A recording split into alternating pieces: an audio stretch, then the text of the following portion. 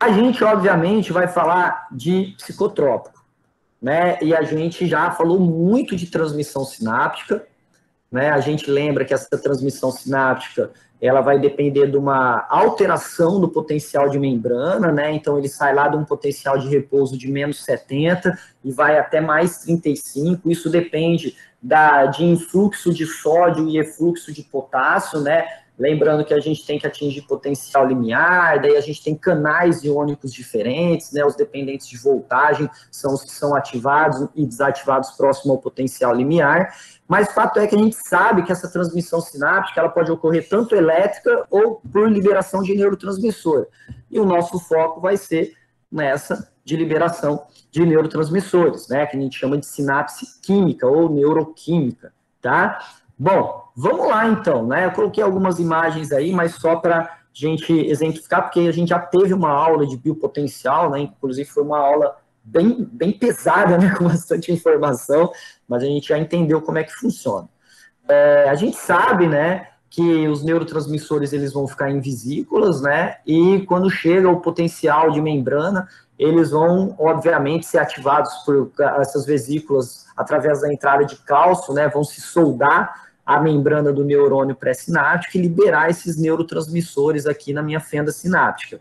E que, obviamente, esses neurotransmissores vão se ligar aos receptores, né, que tem no meu neurônio pós-sináptico, gerando abertura de canais de sódio e desencadeando o biopotencial de membrana no neurônio pós-sináptico. Bom, quando esse impulso nervoso ele vem percorrendo, né, ao longo do axônio e ele chega aqui, ó, nos botões sinápticos, tá? Ele vai encontrar diversos precursores de neurotransmissores, partes de neurotransmissores, né? E aí, quando esse impulso nervoso chega, as enzimas sintetizadoras vão formar esses neurotransmissores e colocar, né, formar eles e colocar eles dentro de uma vesícula. Por quê? Porque se eles ficarem fora da vesícula, a gente vai ter algumas enzimas de metabolização que vão simplesmente quebrar esses neurotransmissores. Então, todo neurotransmissor formado, ele tem que ser guardado dentro de uma vesícula, tá? E ele só vai ser liberado realmente na hora que ele precisar fazer a transmissão sináptica. Bom, uma outra coisa que a gente já sabe é que esses neurotransmissores, eles são liberados, né, na fenda sináptica, eles se ligam a receptores específicos, então se é uma dopamina, vai ligar a um receptor dopaminérgico, se é uma serotonina, vai ligar a um receptor serotoninérgico, e após a despolarização desse neurônio aqui pós-sináptico, eles são recaptados, né, ou melhor, eles são reabsorvidos, né, pelo próprio neurônio que liberou, né? Além disso, a gente tem, né, alguns autorreceptores que vão fazer o controle de quantos neurotransmissores, já vou dar a palavra, tá, Jéssica? De quantos neurotransmissores devem ser liberados na fenda sináptica. Então, como assim, ó? Vamos lá, então, vou tentar dar uma explicação melhor aqui para vocês. Então, a gente viu, né, que a gente tem um neurôniozinho aqui assim, né? Vou desenhar ele bem sintéticozinho assim, tá? Bem rapidinho, tá? Tem outro neurôniozinho aqui, né? A gente sabe que tem os dendritos, a bainha de mielina e tudo mais, né? Aí, liberou o neurotransmissor aqui, ó, na fenda sináptica, certo? Esse neurotransmissor, ele se liga aos receptores do neurônio pós-sináptico e gera despolarização aqui. Depois que ele fez isso, esse neurotransmissor aqui, ele perde afinidade pelo receptor e vai ser reabsorvido pelo neurônio que o liberou, o neurônio pré-sináptico. Isso é um ponto. Segundo ponto, na hora que libera uma quantidade ideal, entre aspas, tá, de neurotransmissor, um desses neurotransmissores, ele se liga a um autorreceptor do neurônio pré-sináptico. Para quê? Para controlar a liberação de neurotransmissor. Então, ele se liga e fala assim, opa, já tem neurotransmissor suficiente na fenda. E aí, o neurônio pré-sináptico, ele para a liberação de neurotransmissor, tá? Deixa eu ver aqui. Jéssica, pode falar. Ah, foi sem querer? Desculpa. É porque eu não vejo quando eu estou espelhando, né, galera? Eu estou aqui na empolgação. Beleza? Bom, vamos continuar aqui. Conseguiram entender, né, esses dois sistemas aqui, né? A reabsorção, então, o neurônio pré-sináptico, ele liberou o neurotransmissor na fenda sináptica, ele se ligou ao receptor e depois voltou, né, foi reabsorvido pelo neurônio que liberou ele. E o outro, os autorreceptores, né, que é a liberação de uma quantidade de neurotransmissor na fenda sináptica, né? Um deles, entre aspas, vai lá, se liga a esse autorreceptor do próprio neurônio que está liberando o neurotransmissor e fala assim, ó, tá bom já, tá ok, beleza? Bom, esses processos, né, aí nesse slide aí tem os processos, né, os 7 passos que ele chama e tal, mas a gente sabe que é muito mais, né, a gente estudou isso, né, e a gente sabe que se a gente for contar o passo a passo, 100 pelo menos, né? Se a gente começar desde a entrada de sódio, desde a sensibilização, né, das células receptoras, até a despolarização do neurônio pós-sináptico, eu te garanto que são mais de 7 passos, né? Mas, enfim, é uma síntese, né, de tudo aquilo que a gente viu. Bom, na sequência aí, a gente tem os dois tipos de reabsorção, né, que a gente chama de reaproveitamento de neurotransmissores.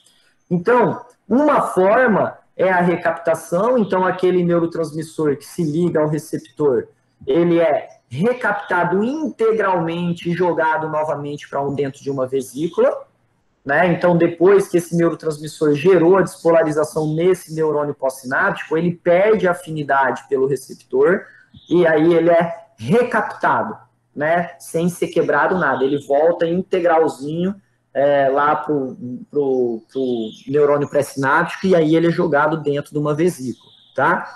E a gente tem a metabolização, que é o neurotransmissor ele se liga ao receptor e aí depois que ele gerou a despolarização no neurônio pós-sináptico, vem uma enzima e quebra, né, esse neurotransmissor, né? E aí a gente fica com os precursores, né? E esses precursores posteriormente eles vão ser recaptados também, reabsorvidos, não recaptados, né, para a gente não confundir os conceitos, mas eles vão ser reabsorvidos pelo neurônio pré-sináptico. Então, eu tenho duas formas de fazer isso, beleza? Lembrando, galera, que quando a gente está falando aqui de receptor, eu estou falando daquele sistema, assim, ó, cadê? Deixa eu achar aqui algum modelo. Não tem nenhum modelo aqui hoje. Não tem nenhuma caneta com tampa, nada. Vamos lá. Aqui, ó, por exemplo, ó. Então, vamos lá. Deixa eu ver aqui como é que eu estou apresentando para vocês. Então, eu tenho aqui, ó. Esse aqui é o canal iônico que está aqui, ó, na membrana do neurônio pós-sináptico. Beleza?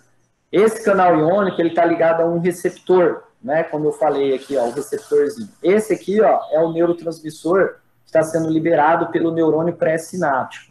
Então, esse receptor, ele vem, ele se liga esse neurotransmissor, né? Ele vem, se liga ao receptor, esse receptor está ligado ao canal iônico, abre o canal iônico, e aí gera despolarização nesse neurônio pós-sináptico. Depois que ele fez isso, ele pode ser quebrado aqui, o neurotransmissor e o precursor ser reabsorvido, isso chama metabolização, ou ele pode se desligar e ser reabsorvido integralmente, que a gente chama de recaptação. Beleza?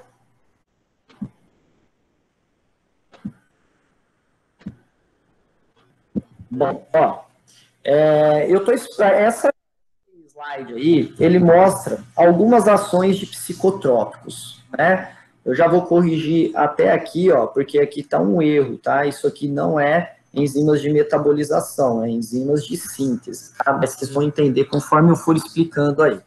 Eu tenho basicamente dois tipos de drogas psicotrópicas, drogas, fármacos que vão agir no funcionamento do sistema nervoso, né? Eu tenho as que são denominadas agonistas, que são essas que eu acabei de falar aqui, que aumenta de alguma maneira a quantidade de neurotransmissor ou a ativação de uma determinada via, né? Então ela é uma droga que vai excitar uma determinada via, né? Ou por produção de neurotransmissor ou por aumento da efetividade daquele neurotransmissor.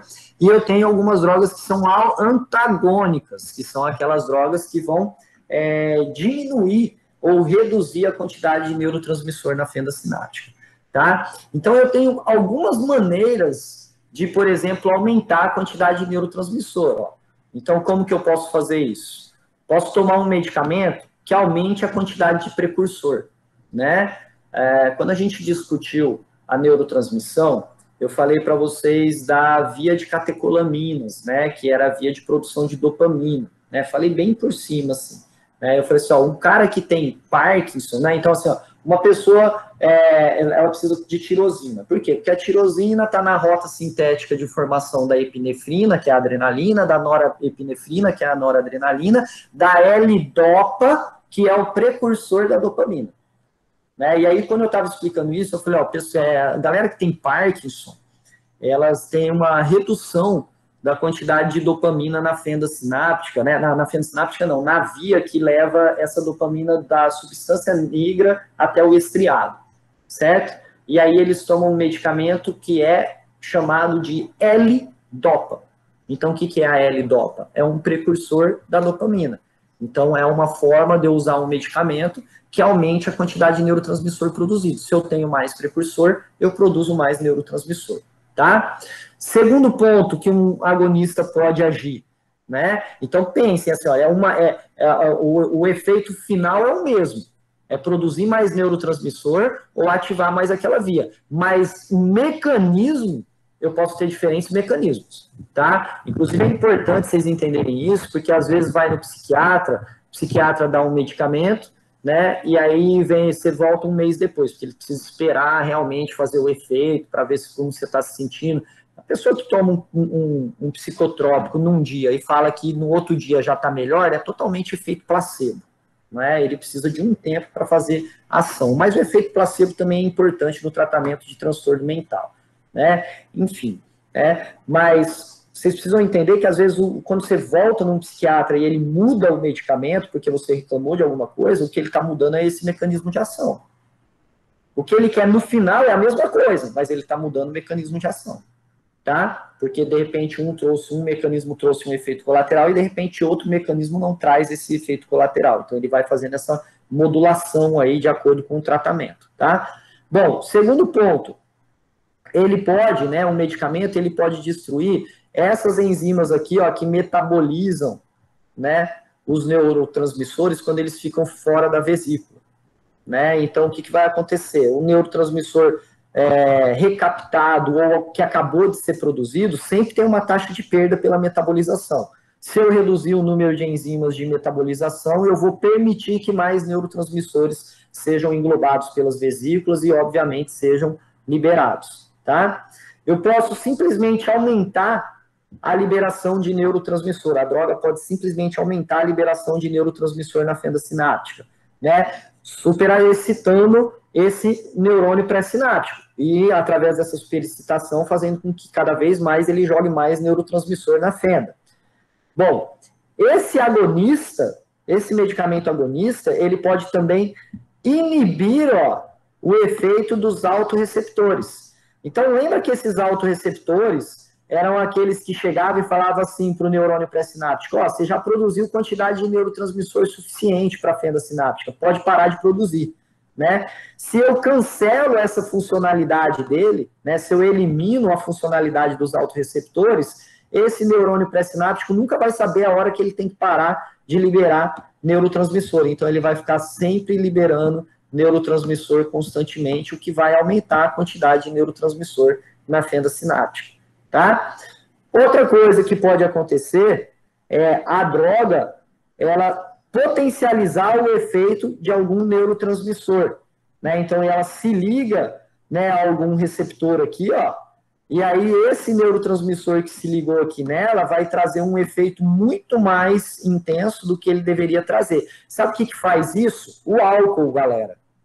O álcool, ele faz isso, né? Ele aumenta a inibição gerada pelo GABA, que o GABA é um neurotransmissor inibitório, né, que vai reduzir a ativação de uma via. Então, quando o cara toma álcool, ele tem um efeito no glutamato e no GABA, mas vamos focar no GABA. Quando o cara toma álcool, o álcool se liga ao receptor GABAérgico e aí na hora que o neurotransmissor inibitório se liga ali àquele receptor já com álcool, ele potencializa o efeito inibitório no neurônio pós-sináptico. Por isso que a pessoa que bebe álcool, no início ela tem até uma excitação, né, mas depois ela praticamente morre ali, né. Bom, e por último, né, o último efeito de uma droga agonista é bloquear a desativação, né, ou bloquear a recaptação, melhor dizendo, ou a metabolização. Então, o que acontece? Como eu estava falando anteriormente, né, o neurônio vai liberar o neurotransmissor aqui, ó, e na hora que ele for voltar para o neurônio pré-sináptico através desse recaptador aqui, ou da metabolização, isso aqui está bloqueado. E aí esse neurotransmissor vai ficando na fenda sináptica e, consequentemente, vai sendo produzido mais, o que vai aumentando a quantidade de neurotransmissor na fenda sináptica. Já comentei que esse processo aqui, ó, de inibição de recaptação ou inibição de metabolização por uma droga é o processo que a fluoxetina usa, né? É um inibidor de recaptação de serotonina, né? E aí por isso que ela age, como ela faz com que a serotonina não seja recaptada, então o número de serotonina vai aumentando aqui, ó. E aí isso vai estabilizando o humor da pessoa, tá?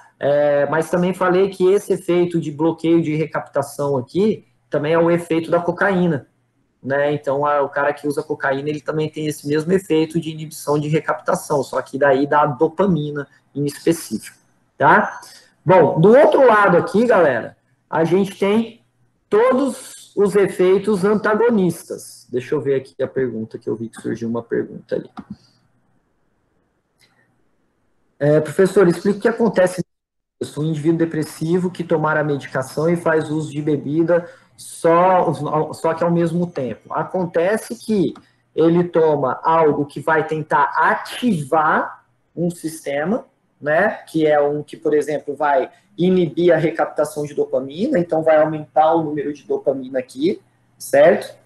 Certo? Que é o antidepressivo, por exemplo, tá? Mas ele vai estar ingerindo uma droga que é depressora do sistema nervoso. Então, ele está tomando medicamento que é um excitador do sistema nervoso e está usando uma droga, que é o álcool, que é inibidor do sistema nervoso. Então, o que acontece? Existe uma confusão mental, né? Uma confusão mesmo de atividade mental. Por isso que a pessoa ela tem um comportamento muito dúbio, geralmente, né? No começo da festa, muitas vezes, ela está extremamente animada, mas também na hora que acontece do psicotrópico ser metabolizado e o álcool bater, ela praticamente morre. Fica ali, é aquela pessoa que cai. Assim, é igual misturar energético com uísque, tá, galera? É muito semelhante o efeito. Enquanto você está fazendo a manutenção com energético, você está aceleradão. Na hora que acabou o energético e metabolizou, o processo inibitório do álcool vai perdurar, porque a metabolização do álcool é mais demorada, tá? Então gera essa confusão. E aí, né, só complementando, lembrando que você está usando o antidepressivo num sistema de recompensa, tá? E o álcool está agindo no sistema de recompensa também, mas ele está inibindo vários processos de controle motor, de controle moral, lá no nosso córtex frontal, né? De execução de movimento, de solução de problema. Por isso que a pessoa, quando ela está sob efeito de álcool, ela não tem muito rigor nos comportamentos que ela vai emitir, rigor social, né? E ela tem um descambamento aí nos comportamentos. Carolina, pode falar. Liguei sem querer, professor. Tá, tudo tranquilo. Por nada, Marinalva. Bom, vamos lá, então. Os efeitos antagônicos, como aí, né, eles vão ser todos contrários, obviamente, né? Então, a ideia da droga antagônica é reduzir a quantidade de neurotransmissor na fenda sináptica, né? Como é que isso pode acontecer, né? Primeira coisa, eu falei para vocês aqui, ó, que é síntese, né? Ele pode destruir enzimas de síntese, né? Então, se eu não tenho enzimas de síntese, vou escrever só sim aqui, porque é difícil, tá, galera? Se ele não tem enzimas de síntese, eu não tenho como produzir mais neurotransmissor.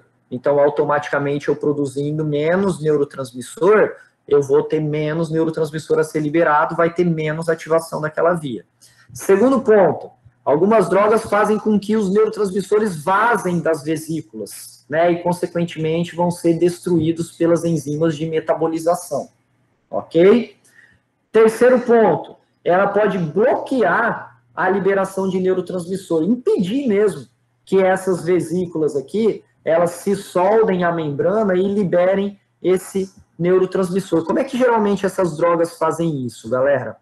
A ativação da vesícula para a liberação do neurotransmissor é feita através da entrada de íons cálcio, né? Então, alguns medicamentos, eles bloqueiam os canais de cálcio. Se eu não tenho entrada de cálcio, eu não tenho como a vesícula se soldar à membrana do neurônio pré-sináptico e liberar o neurotransmissor ali, tá? Outra coisa que a droga pode fazer, né, para diminuir a quantidade de neurotransmissor liberado, é a inibição dos autorreceptores, né? Então, quando ela faz, quando a droga ativa, a inibição não, desculpa, a ativação desses autorreceptores, né? Quando a droga ativa esses autorreceptores, ela está falando para o neurônio pré-sináptico parar de produzir o neurotransmissor antes mesmo do que deveria, né? Ela está antecipando, né, ou reduzindo a quantidade de neurotransmissor que deveria ser produzida, já que o feedback ali está comprometido, tá? E por último, né, ela pode ser um bloqueador de receptor, né? Então ela se liga ao receptor pós-sináptico aqui, ó, e não deixa com que o neurotransmissor se ligue aqui, né? Então ele vai bloquear esses receptores pós-sinápticos, consequentemente aquela via vai deixar de ter aquela ativação mais efetiva que ela deveria ter. Beleza? Certo?